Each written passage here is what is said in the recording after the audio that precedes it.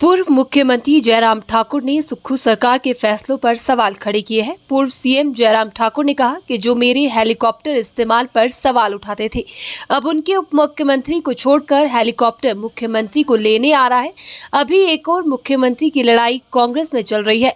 यदि ऐसा हुआ तो हेलीकॉप्टर 3 के लिए उड़ेगा। कांग्रेस सरकार ने मंत्रिमंडल बनाने से पहले पूर्व सरकार के अप्रैल माह के बाद के फैसलों को पलटने का निर्णय लिया है।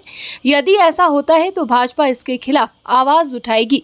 सरकार ने मंत्रिमंडल बनाने से पहले ही 3 नियुक्तियों को कैबिनेट रैंक दे दिया है। ऐसे में आर्थिक स्थिति कहां सुधरेगी? 5 वर्ष पहले मैंने एक बात कही थी कि देवभूमि हिमाचल प्रदेश में ये बदला बदली की भावना से, राजनीतिक प्रतिशोध की भावना से हमको काम करने की परंपरा को रोकना चाहिए।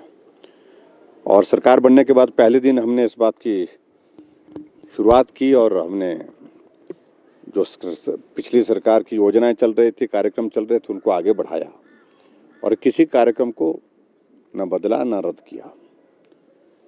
लेकिन मुझे उम्मीद थी कि वर्तमान सरकार भी उसी तरह से हिमाचल प्रदेश में करेगी। थोड़ी निराशा इस बात पे जरूर हुई है कि एक तारीख तय कर दी उन्होंने कि 1 अप्रैल 2022 के पश्चात हिमाचल प्रदेश में जितने भी इंस्टीट्यूशंस खुले हैं, जितने भी हमारे दफ्तर खुले हैं अलग अलग विभागों के, और उसके साथ साथ में जो नोटिफिकेशंस हुई हैं और फंक्शनल होने के बावजूद भी उनको रिव्यू किया जाएगा। जहाँ तक रिव्यू करने की बात है उसमें समझता हूँ मैं, चलो उसमें उचित है, रिव्यू करने का अधिकार सरकार के पास। लेकिन जो इंस्टीट्यूशन, जो दफ्तर खोलने के बाद, जो ऑफिस खोलने के बाद फंक्शनल हो गए, बीडीओ ने वर्किंग शुरू कर दी, तहसीलदार ने काम शुरू कर दिया, एसडीएम ने वहाँ पर पूरी जो है वो ऑफिस की कार्रवाई शुरू कर दी है, एससी एक्शन सब अपना अपना काम करके वहाँ दफ्तर में एक व्यवस्थित ढंग से सारी चीज़ों को चला रहे हैं। उनके बारे में इस प्रकार से रिव्यू करना, रिव्यू करने के बाद उनको रद्द करने की बात करना, ये बहुत दुर्भाग्यपूर्ण है। और हमारी बात में इतना जरूर कहना चाहता हूँ, अगर हमने पहले दिन इस बात को कहा था कि मैंने कही है बात कि बदले की भावना के साथ काम नहीं करूँगा, और पूरे 5 वर्ष तक जो मैंने कहा था उसको अक्षरशः उसका पालन किया है। एक भी जगह बदले की भावना से काम नहीं किया। वर्तमान सरकार नई सरकार है, नई इनिशिएटिव लेना चाहती है, स्वागत है। नई योजना की शुरुआत करना चाहती है, स्वागत है।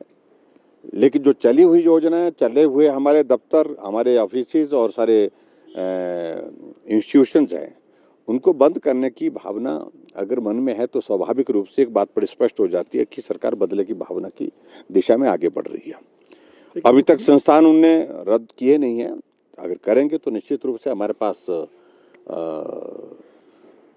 एक ही तरीका है, और वो तरीका ये है कि या तो लोगों के बीच में जाकर के बात कहेंगे या फिर न्यायालय है जहां अपनी बात कहनी पड़ेगी। ये तो वही बात है ना कि एक मतलब 4 कदम चलने के बाद 4 कदम पीछे हो गए, इस तरह से एक तरह की प्रक्रिया। मुझे नहीं लगता कि उससे प्रदेश की आर्थिकी को बहुत बड़ा कंट्रीब्यूशन हो पाएगा, लेकिन फिर भी उन्होंने निर्णय लिया, उस पर मैं कोई टिप्पणी नहीं करना चाह रहा हूँ।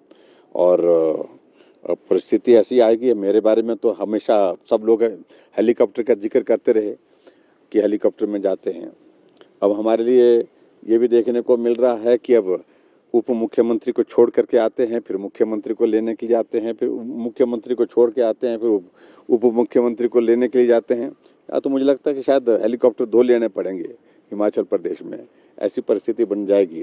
कहीं तीसरा उप मुख्यमंत्री बन गया तो 3 लेने पड़ेंगे। तो ऐसी सारी चीज़ों को लेकर के मैंने 5 वर्ष तक बहुत सुना है। मैं अभी जल्दी में कुछ कहना नहीं चाह रहा हूँ। जहाँ बात कही जा रही है कि हम जनता के पैसे को बचाना चाहते हैं, यानी कि फिजूल खर्ची को रोकना चाहते हैं, तो फिजूल खर्ची इस प्रकार से तो नहीं हो सकती है कम, जिस प्रकार की सारी चीज़ें घटित हो रही हैं।